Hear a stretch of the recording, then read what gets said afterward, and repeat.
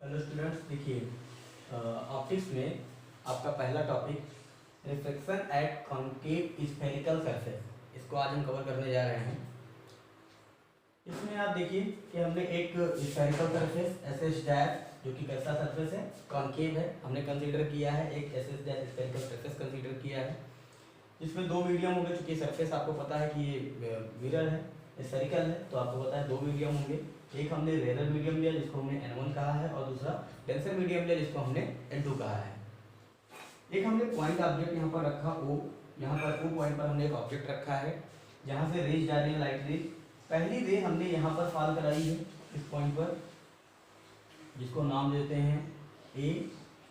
हमने A point पर एक रे यहाँ पर आके फॉल होती है। अब चूंकि आपको पता है कि आगे जो स्फेरिकल सरफेस है वहाँ पर मीडियम चेंज होगा, तो आपको पता है कि जब लाइट रेयरर टू डेंसर जाएगी तो वो क्या होगी, बेंड होगी टुवर्ड्स द नॉर्मल। तो जो ये लाइट रे है इसको सीधे इस पाथ पर जाना चाहिए था, बट ये इस पाथ पर ना जाकर के ये बी, जो आपको लाइट रे बी दिख रही है, ये उसकी तरफ क्या होती है कुछ, ये आपका नॉर्मल है। ये जो हमने यहाँ पर ड्रॉ किया है जो कि यहाँ आके प्रिंसिपल एक्सिस को सी पे जो कट कर रहा है, ये इसका नॉर्मल है। तो नॉर्मल की ओर यानी टुवर्ड्स द नॉर्मल ये बेंड हो जाती है। जब ये टुवर्ड्स द नॉर्मल बेंड हो गई तो ये आपकी रेज हो गई।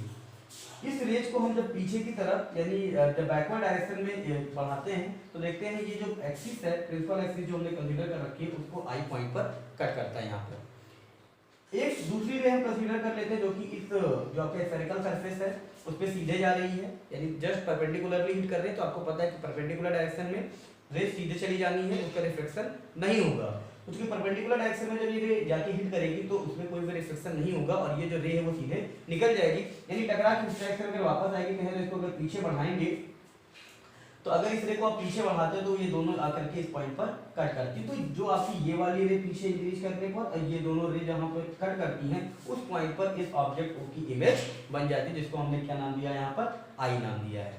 तो फिगर में इतना चीज क्लियर हुआ। एक और समझ लेते हैं कि क्योंकि ये आपका ऑब्जेक्ट हो गया और ये यहाँ पर आपका नॉर्मल के साथ में इसका बना एंगल, तो ये जो एंगल है आपका ये क्या है, इंसिडेंट एंगल है। और साथ में आपको पता है क्योंकि नॉर्मल के साथ बना ही एंगल हम लोग क्या लेते हैं, इंसिडेंट लेते हैं। तो ये आपका नॉर्मल है। यहाँ पे देखिए ये वाली जो लाइट रे है, ये वाली जो आपका सी पर यहाँ पर कट कर रहा है, ये आपका नॉर्मल है और ये आपका इंसिडेंट रे है। तो इस नॉर्मल और इंसिडेंट रे के बीच बना एंगल क्या हो जाएगा आपका, जिसको हमने यहाँ पर ये इतना एंगल क्या कहा है, आई है। ये आपका एंगल क्या है, इंसिडेंट एंगल आई।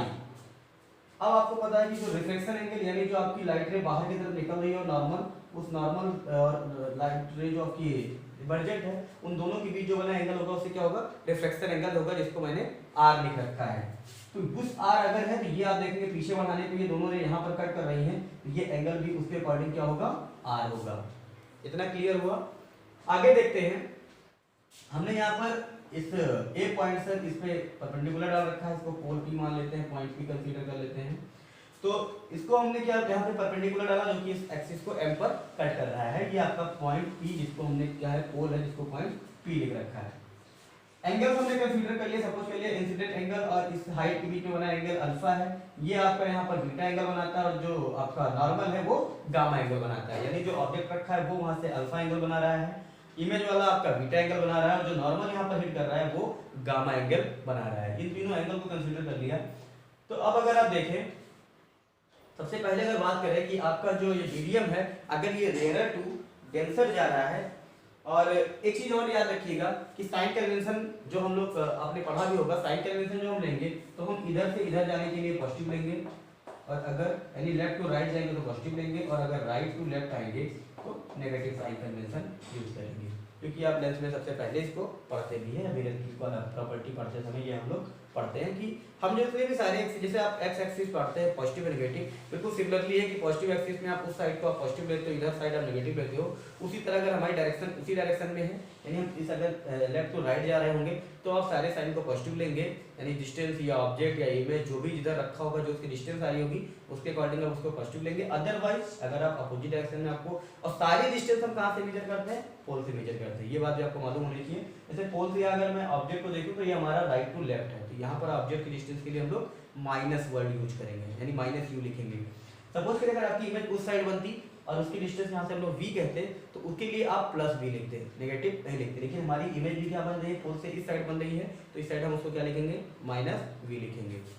ये जानकारी हो गई। अब अगर आप देखें एक एक करके, अगर हम बात करें यहाँ पर एक मैं ट्रायंगल लेता हूँ, इन ट्रायंगल OAC में देखें, अगर इन ट्रायंगल OAC में देखें तो अगर इस ट्रायंगल में आप देखें तो ये इसका क्या है, एक्सटर्नल एंगल है। जो गामा है ये क्या है, एक्सटर्नल एंगल है। और आपने पढ़ा है कि जो एक्सटर्नल एंगल होता है वो जो उसके अलावा ट्रायंगल के जो दो इंटरनल एंगल होते हैं उनके सम के इक्वल होता है। तो अगर ये गामा है तो ये आपका एक इंटरनल एंगल इसका आई और दूसरा क्या है, अल्फा है। तो आई थिंक यहाँ से क्या आना चाहिए, गामा इज इक्वल टू क्या आ जाना चाहिए, आई प्लस अल्फा आना चाहिए।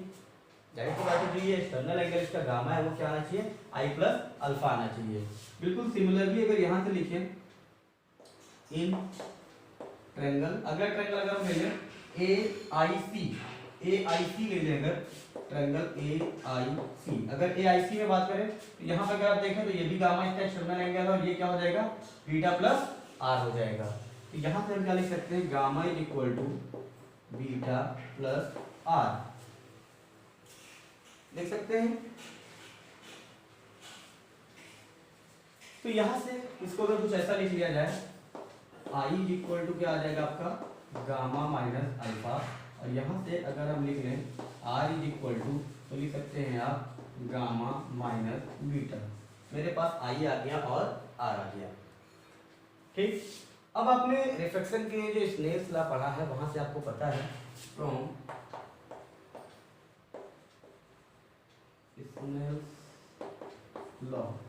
स्नेल्स लॉ से आपने पढ़ रखा है कि sine i upon sine r, ये आपने पढ़ा है। Sine i upon sine r ये क्या होते हैं, दोनों जो मीडियम है यानी N2 अपॉन N1, उनके रिफ्रैक्टिव इंडेक्स मीडियम के रेशियो के इक्वल होता है। ये बात आपने पहले पढ़ रखी होगी लॉज ऑफ रिफ्लेक्शन में। यहाँ से हम क्या लिख सकते हैं, sine i upon sine r is equal to N2 upon N1।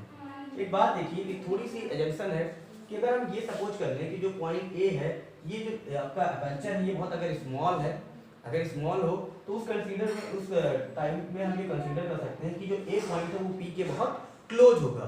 और जब पी पॉइंट के बहुत क्लोज होगा तो जो इसके द्वारा बनाया गया एंगल आई और आर होगा वो भी बहुत स्मॉल होंगे। तो अगर ए पॉइंट पी के बहुत क्लोज है तो क्लोज होने से जो उसके एंगल आई है और आर अगर वो स्मॉल हो जाएंगे तो उस केस में हम क्या लिख सकते हैं, लैंग्वेज मैंने नहीं लिखी, उस केस में आप लिख सकते हैं कि साइन अगर if a is very close to P, अगर ए पॉइंट क्या है वेरी क्लोज टू पी है, then we can write sine i is equal to i and sine r is equal to r लिख सकते हैं। तो इसी प्रॉपर्टी को मैं अगर यहाँ पे यूज करूँ, साइन आई को मैं आई लिख सकता हूँ अपॉन आर को आर लिख सकता हूँ is equal to N2 by N1। किसी को कोई तकलीफ नहीं होनी चाहिए। जहाँ तक आपको ये समझ में आ रहा होगा कि मैंने क्या लिख लिया, साइन आई लिख लिया और उसको क्या लिख लिया, साइन आर लिख लिया। तो यहाँ से मैं इसको क्रॉस मल्टीप्लाई कर दूँ तो क्या हो जाएगा, N1 i is equal to N2 r. ये आपके पास एक यहाँ से रिलेशन आ गया जिसको मैं अभी यूज करूँगी। ये आपके पास एक रिलेशन आ गया N1 i is equal to N2 r. इतना आपको क्लियर हो गया। अब एक काम करना है, इसी वैल्यू को अगर मैं यहाँ पे पुट कर लूँ N1 आई की वैल्यू को अगर यहाँ पर पुट कर दिया जाए तो वहाँ से आप क्या लिख सकते हैं, इसको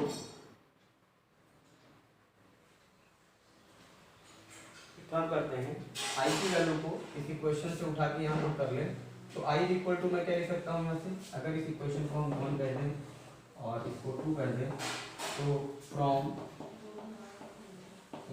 1 से अगर देखें तो आई की वैल्यू को यहाँ पे क्या लिख सकते हैं, N2 बाई आर। आई को मैं क्या लिख सकता हूँ, N2 r upon N1 is equal to gamma minus alpha. ठीक है, या आप इसको ऐसे भी कर सकते हैं, चलिए नोट डाउन। तो यहाँ से क्या हो जाएगा n2 और r की वैल्यू यहाँ से देखें तो क्या है gamma minus beta is equal to यहाँ क्या हो जाएगा n1 गामा माइनस अल्फा। तो आपके पास एक रिलेशन आ गया n2 gamma minus beta is equal to n1 gamma minus alpha आ गया आपके पास, ये रिलेशन हमारे पास आ गई। अब हम आगे क्या करेंगे, यहाँ पर अल्फा को निकालने की कोशिश करेंगे, ठीक है। तो अल्फा को निकालने के लिए अल्फा बीटा और गामा जो हमारा है हम इसको निकालने की कोशिश करेंगे। तो अगर आप tan अल्फा देखें तो tan अल्फा हमारा क्या हो जाएगा, अगर मैं यहाँ से अल्फा को निकालने की कोशिश करूँ तो अगर आप देखें जो tan अल्फा है, tan अल्फा क्या होगा परपेंडिकुलर अपॉन बेस होगा, क्या होगा परपेंडिकुलर अपॉन बेस होगा। तो अगर हम ये देखें कि एक पॉइंट बहुत पी के क्लोज होगा तो उस कंडीशन में जो आपका एम पॉइंट होगा वो भी बिल्कुल पी के क्लोज होगा। तो उस कंडीशन में एम पी को मैं क्या लिख सकता हूँ, वैसे तो अगर आप देखें tan अल्फा को आप क्या लिखोगे, tan alpha perpendicular upon base यानी A M upon M O होना चाहिए। tan अल्फा क्या होना चाहिए ए एम अपॉन एम ओ।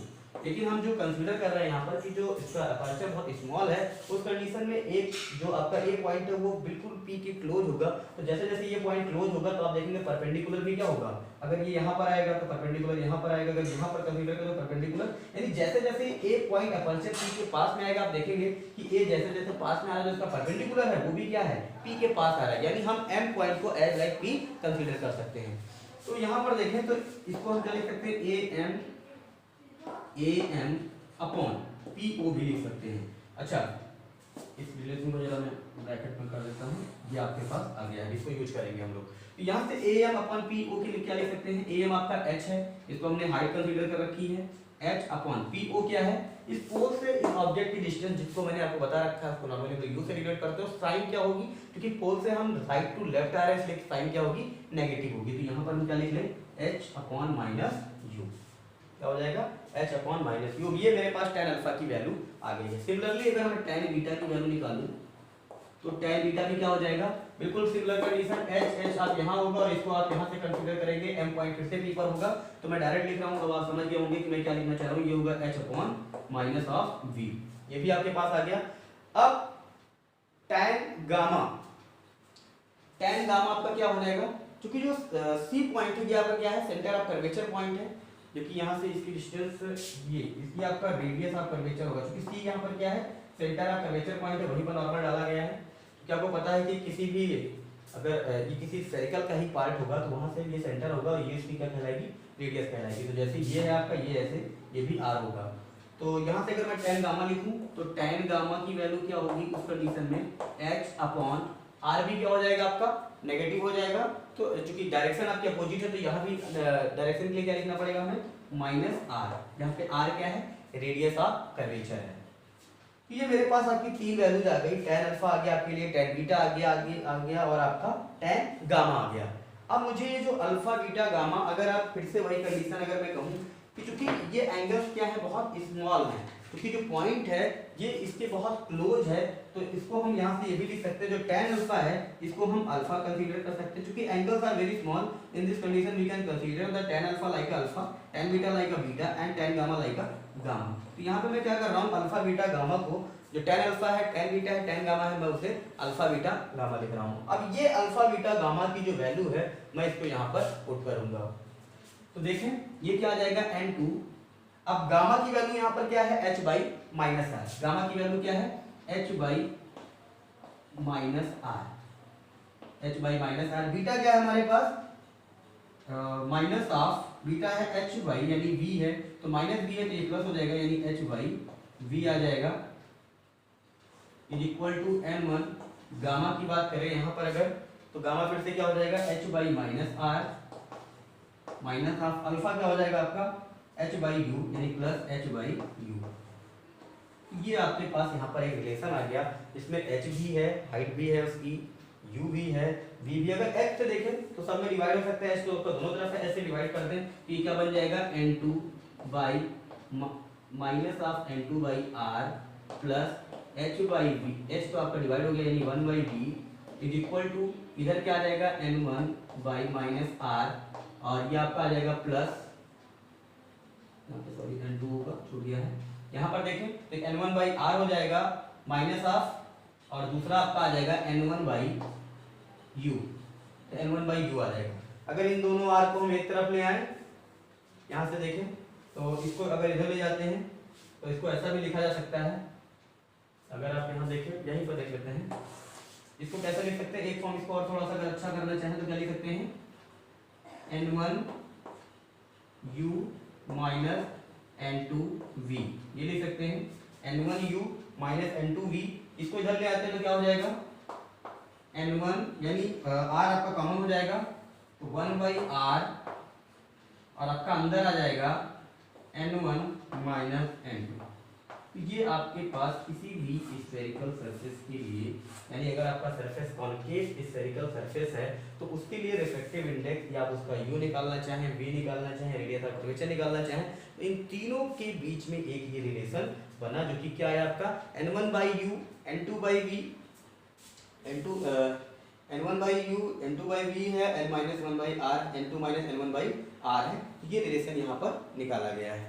ठीक, एक कंडीशन और है इसमें, अगर आप इसको चाहें कि आपका रिफ्रैक्टिव इंडेक्स सेम हो जाएगा, यानी कॉमन रिफ्रैक्टिव इंडेक्स n से रिप्लेस करेंगे, तो आप देखेंगे कि इनके नीचे से n क्या हो जाएगा, रिप्लेस हो जाएगा। वो आप अपने आप से कर सकते हैं। लेकिन जो फाइनल रिलेशन बना, दोनों रिफ्रैक्टिव इंडेक्स मीडियम अगर आपके अलग अलग है, यानी n1 और n2 है, तो उस कंडीशन में ये आपका इनके बीच में रिलेशन आया। ठीक है, ओके, थैंक यू।